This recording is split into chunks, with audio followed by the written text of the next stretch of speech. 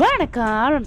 After marriage ரொம்ப நாள் கழிச்சு என் ஃபேமிலியோட நான் வந்து தடா ட்ரிப் தான் பிளான் பண்ணியிருந்தேன். வெனஸ்டே தான் போயிருந்தோம். ஸோ காலையில் எழுந்து குளிச்சு முடிச்சு கிளம்ப ஆரம்பிச்சுட்டு நான் போயிட்டு அண்ணா கட்டவில் என் ஃப்ரெண்ட்ஸ் எல்லாம் ஏற்றிக்கிட்டு என் ஃப்ரெண்டுனா ஃபேமிலி தான், அந்த ஃபேமிலியோட தான் போயிருந்தேன். அப்புறம் அங்கே தடா கிட்ட போன பிறகு கல் விற்றுந்தாங்க, வெளியே விற்றுதாங்க. அதை வாங்கி எங்கள் வீட்டுக்கு ட்ரை பண்ண சொன்னதை சொல்லி குடித்தேன். உடம்புக்கு வந்து குளிர்ச்சினால குடிக்க சொன்னாங்க. ஸோ குடிச்சிட்டு அப்புறம் தடா கிட்ட போய்ட்டோம். தடா ஃபால்ஸை ரீச் பண்ணிட்டு செம்மையாக இருந்தது. நான் அது வந்து லவ் பண்ணும் போது நான் போயிருக்கேன். அதோடு இப்போ தான் மேரேஜ் ஆகி பாப்பாவை கூட்டிட்டு போகிறேன்.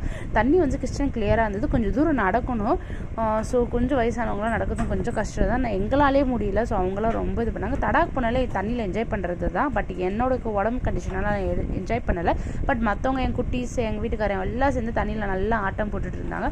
நான் வந்து குரங்கு தான் மேய்ச்சிட்டு இருந்தாங்க. நிறைய குரங்குங்க இருந்தது. எங்களோட சிப்ஸ் எல்லாம் எடுத்துகிட்டு இருந்தேன். அதெல்லாம் நான் தத்திட்டு இருந்தேன். இந்த குரங்குகளையும் மேய்ச்சிட்டு இருந்தேன். இந்த குரங்குகளை மேய்ச்சி முடிச்சுட்டு நாங்கள் கடைசியாக வீட்டுக்கு ட்ரிப்பை முடிச்சுட்டு வீட்டுக்கு கிளம்பி